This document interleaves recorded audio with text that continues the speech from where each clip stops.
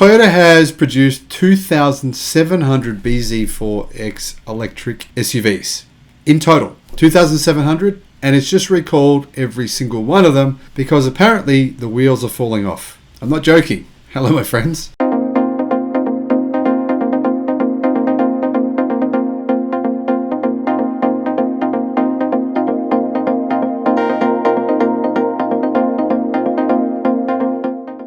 Welcome to the channel. I'm the Electric Viking. Great to see you. Many of you who have subscribed to the channel, been watching for a while now, know that I'm not particularly a great fan of Toyota. Well, Toyota has now issued a recall on 2,700 bZ4X electric cars, all of those produced to date, though most have been undelivered, over the potential of the wheels falling off. Now, I think in about maybe 5 years' time, we'll be able to say that about Toyota, the company. The wheels will be falling off. So it'll be kind of this ironic moment where we'll go, hey, remember when we said the wheels were falling off the cars literally? Well, now the wheels are falling off the company figuratively. Anyway, that's my prediction. The bZ4X is Toyota's first global electric car. It was launched in the US earlier this year with a pretty competitive starting price of $42,000 US dollars. And it's a very important vehicle for Toyota because, Toyota has been lambasted recently by investors who say they're not doing anywhere near enough and really not taking the whole transition to electric cars seriously. They're not. That was a fair point from investors. I don't know why you'd want to invest in Toyota, but apparently mutual funds and big businesses do. Now, clearly Toyota is not off to the best start with its electric vehicle production. They confirmed they're recalling all of the vehicles over hub bolts that can result in losing a wheel. This is what they said. After low mileage use, all of the hub bolts on the wheel can loosen to the point where the wheel can detach from the vehicle.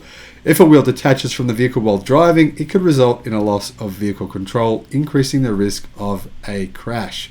The cause of the issue and the driving patterns under which the issue could occur are still under investigation, so Toyota doesn't know why it's happening. And so therefore they'll have to figure out, what they're going to do about how to fix this issue. Now, I just reported a few days ago on the $2 billion class action going on here in Australia for faulty diesel particulate filters and problem with the DPFs that are causing massive problems for owners. I'm talking $2 billion compensation having to be paid out by Toyota. Now, this is another example of this kind of myth of Toyota. It's showing the myth of Toyota, of their reliability, their amazing reliability. Now, personally, I had a Toyota, I had to replace the engine 3 times. I know that, that's not the case for everyone. But this concept that Toyota has these amazing vehicles with amazing reliability, I think it's largely built from marketing. They've spent millions and millions of dollars marketing to us, telling us that their vehicles are reliable. I'm not convinced, based on what I've read or the recalls that I've seen over the last few years, the issues that I've seen, that Toyota vehicles are actually any more reliable than any other car on the road. I don't think they are. Now, Toyota is asking owners not to drive their vehicles until it completes its investigation and issues its official recall.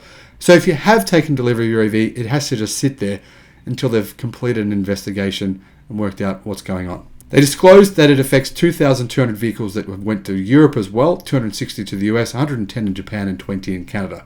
Now, fortunately, most of these vehicles haven't actually been delivered to customers, so dealers just have to mothball them, not owners. Personally, I think this Toyota EV, even though the specs of it aren't really all that great, the charging's not all that fast, the range is not all that awesome, but the price is pretty good. I think if they produced a lot of them, they could sell hundreds of thousands, if not millions of them, but unfortunately, they're not planning on doing so. The vehicle is more of a compliance car. As you can see, right? Numbers, what were those numbers that I just told you? 2,600 vehicles they've produced so far. And where do they all go? 2,200 to Europe, right? Where Toyota has to pay, fines if it pollutes, right? So they're sending them all to Europe. So the whole idea of this car, in my view, is a compliance car.